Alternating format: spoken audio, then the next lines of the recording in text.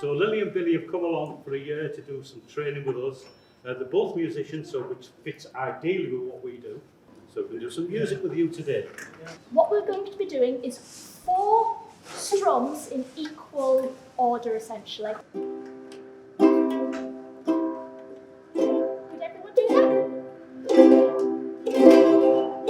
Excellent. So now we're going to be moving on to the chorus. So if you could possibly take your middle finger and pop it on the top string in the 2nd fret. Yes. Everyone's got a favourite chord.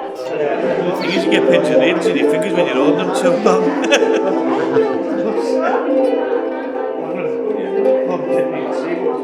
Whenever I shout chorus while we're playing the full song, you will know to switch to your A minor chord, which is the one that you're playing now.